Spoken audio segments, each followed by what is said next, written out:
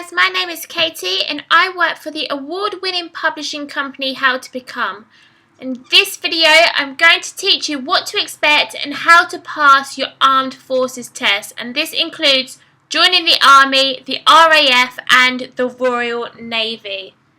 So the key to success in any armed forces test is to try your hardest to get 100% correct answers in the test you're undertaking. If you aim for 100% in your preparation, then you're far more likely to achieve the trade or career that you want. And within the Armed Forces test book, which I'm going to show you later on in this video, we will supply you with lots of sample questions to assist you through your preparation. So it's crucial that when you get a question wrong, you take the time to find out why you got it wrong. Okay, so understanding the question is very important. So even if you are applying for the RAF, you should still try the questions in our book that are designed for the Royal Navy or the Army.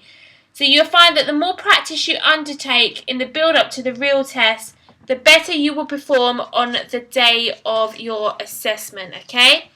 So let's have a look at what psychometric tests are all about.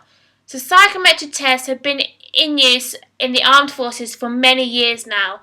So they are simply used as a tool to assess a candidate's ability to perform specific tasks similar to the ones that they'll have to undertake in a real-life scenario. So if we break down the word psychometric, we can see that psycho means mind and metric means to measure. So the selection tests vary depending on whether you're applying to join the Army, the Royal Air Force or the Royal Navy. So unsurprisingly, the tests for the Royal Air Force are much tougher, and this is simply because the roles within the Royal Air Force are of a highly technical nature. Okay, so just bear that in mind when it comes to preparing for your assessments. So let's have a look at joining the Army. So for this, you will be expected to undertake an assessment called the British Army Recruit Battery Test, more commonly known as the BARB test. So the computer automatically calculates a candidate's score based on the number of correct answers and time taken in the assessment. So the final score is referred to as the GTI, so General Trainability Index, and the BARB test has been in use since July 1992. So the pass mark for the BARB test is currently 26, although you will need to confirm this with your local Armed Forces Careers Office. Okay, so the BARB test is a series of timed questions that assess a candidate's ability to absorb information quickly and logically. So in the BARB test, you will be expected to undergo 5 different tests. So these include the reasoning test, letter checking test, number distance test, the odd one out, and symbol rotation test. So let's have a look at some sample questions. So here is our first sample question, okay? So you can see from the above example that there are columns of letters. So in the first and fourth box are letters that are identical. So one letter is a capital and the other is not. So the other boxes contain different letters and therefore do not match.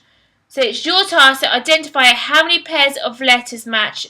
And in this case, I've circled the correct answer for you as being 2. Okay, so as you can see, in this first column, the P and the P are identical. So it doesn't matter if this is capital or this is lowercase. Okay, they still are representing the same letter. These don't match, neither do these ones, and neither does the last column here. So this column here does. So you can see how many letters match. We have 2. Okay, so our next sample question. So during the BARB test, you will have to sit what is called a distance number test. So this test requires you to analyse 3 numbers and decide which of the 3 fits a certain criteria. Okay, so for example, you may find 3 numbers appear on your computer screen as follows. So here we've got 7, 10 and 14. So this may seem complicated at first, but with a little practice you'll soon grasp the concept of what's required. Okay, so as with all types of assessment tests, the best way to improve your score is to prepare and practice. So try as many practice questions as you possibly can. Okay, so for this question, the numbers can appear in any order and will not necessarily increase in value as indicated above. You then have to analyse the numbers and decide which one is the largest number and which one is the smallest number. So in this case, our largest value number is 14 and the smallest value is 7. So this then leaves you with the number 10, okay? So this is the middle number. So once you've decided which number remains in the middle, you then must decide which of the two numbers, 7 or 14, your largest or smallest, is furthest away from the middle number, hence the title, distance number. Okay, so to work out, you can see that 7 is 3 away from the 10, which is our middle number, but 14 is 4 away from the 10, so therefore leaving you the answer with 14, okay? So make sure you understand your adding and subtracting, okay? So this will really help you when it comes to these sorts of questions. And remember, your answer is either going to be the largest or smallest number. It's never going to be the middle number, okay? So just work out the middle number and then work out the difference from the middle number and the largest number and the middle number and the smallest number. Whatever greatest in value is your chosen answer. Okay, so let's have a look at the RAF assessment. And so this is an Airman Airwoman selection test, more commonly known as the AST. So the Airman Airwoman selection test consists of a number of different aptitude tests which are designed to assess which career in the RAF you're most suited to, okay? So there are many different career opportunities available to you and each one will require a different level of skill. And in this assessment you will have to undertake a verbal reasoning test, a numerical test, a work rate test, spatial reasoning, mechanical reasoning, electrical comprehension and a memory test, okay? So the verbal reasoning test assesses how well you can interpret written information. So during this test you'll have 15 minutes to answer 20 questions. The numerical reasoning test determines how accurately you can interpret numerical information such as charts, graphs and tables. And this test will also assess your ability to use fractions, decimals and different formula. So there are two parts to this test. So during the first test you'll have 4 minutes to answer 12 questions based on fractions, decimals and formula. And during the second test you'll have 11 minutes to answer 15 questions relating to different graphs and tables. So the work rate test is used to assess how quickly and accurately you can carry out routine tasks. During this test you'll have 4 minutes to answer 20 questions. The spatial reasoning test is designed to examine your ability to work with different shapes and objects. So during this test you'll have 4 minutes to answer just 10 questions. The mechanical comprehension test is used to assess how effectively you can work with different mechanical concepts. So during this particular test you'll have 10 minutes in which to answer 20 questions. The electrical comprehension test will assess your ability to work with different electrical concepts. So during this test you'll have 11 minutes to complete 21 questions. The memory test is used to determine how accurately you can remember and recall information. There are two parts to this test and you'll have a total of 10 minutes in which to answer 20 questions. Okay, so let's have a look at some sample AST preparation questions. So here you're asked the question, which man is carrying less weight? So we've got the two men here, they're both holding the pole and we've got an object on that pole which is positioned more to the man which is labelled Y. So your answers are X, Y or both the same. So you should be able to see that the answer to this question is man X. So the question is asking which man is carrying less weight.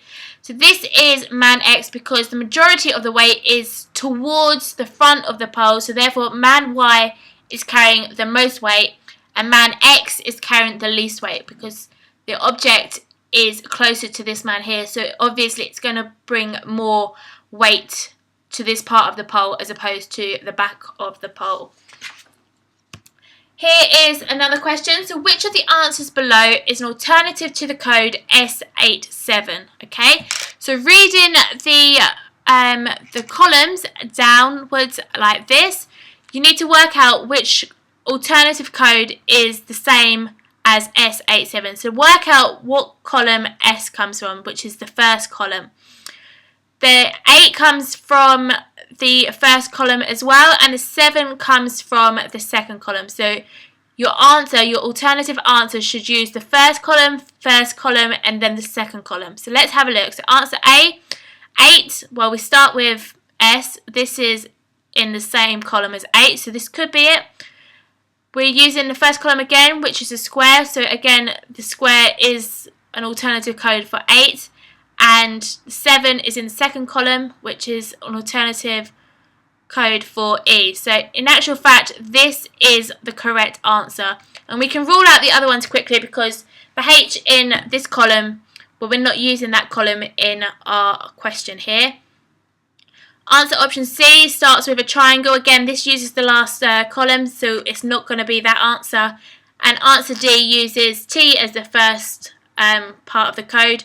And when we know that we're not using that column, so you can rule out those 3, and the answer is in fact answer option A. So let's move on to the Royal Navy recruiting test, which is also known as the RT test. So the main purpose of the Royal Navy recruiting test is to establish how effective you are at figuring out problems, how good you are at English and mathematics, and if you can understand basic mechanical concepts. So just like the BARB test, they show the Royal Navy what type of jobs you were most suited to. So in this test, you'll focus on a reasoning assessment, a verbal assessment, numerical assessment, and a mechanical assessment. So again, let's have a look at some quick sample questions. So the question says, look at how the figure changes from box 1 to box 2. Apply the same changes in order to get the correct answer.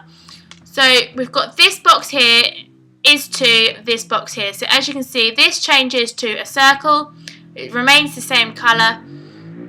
These boxes change different shapes and the colours alternate. So from a white square to black is the black's on the outside and the white's inside, and vice versa for this bit here.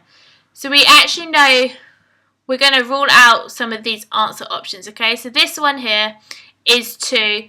So let's have a look. Is it this one? Well, it's not going to be that one because this box here doesn't change colour, okay? As you can see, this still remains the same colour. So you can rule out that one. You can also rule out B and C because the colours are different and it has to be the same. So in actual fact, the answer is D because this remains the same, and then the colours go from white to black to white, and black to white to white to black. Okay, so your answer is D. So it's just looking for how this the shapes are changing in each box and what techniques are being used in order to make that transition from box to box. And you need to apply that same transition to the row underneath. Okay. So here is another sample question. So we're working with fractions here. So 5/7 plus 3/5. So I've got a really great method for you to use regarding fractions, okay? And this is called the crossbow method. So first begin by drawing a cross between the numbers. So join the top number to the bottom number on both fractions, and then the bottom number of the first fraction to the top number on the second. And then this forms like a multiplication sign. So what you're going to do is the numbers that it's pointing at, you're going to multiply those numbers. So 5 times 5 is 25, and 7 times 3 is 21. So that is our cross on our crossbow method. The bow part is the bit underneath. So draw what looks like a bow from the bottom number of the first fraction to the bottom number of the second. And again, you're going to multiply these numbers together. So 7 times 5 is 35. And you're working out these fractions by adding them together. So this here is going to be an add sign. So you're going to add 25 and 21 to give you 46. This will remain the same because you've already worked this out. So it'll be 46 over 35, which is a correct answer. But if it's asking you for a mixed fraction, this would be equivalent to 1 over 11/35. Okay? So that is it for our sample questions. And I hope this video has helped you get some understanding of what to expect in your armed forces test. Now, like I said at the beginning of the video, we do have a great armed forces test book which you can purchase at www.howtobecome.com, or you can go on Amazon and you can purchase it from there. If you do have any questions or queries regarding your assessment, please drop me a message below and I'll get back to you as soon as I can. Please subscribe to the channel. It is free and you will be kept up to date with more of my upcoming videos on careers and education. Thank you for watching. I hope this has helped and I wish you the very best of luck in your assessments.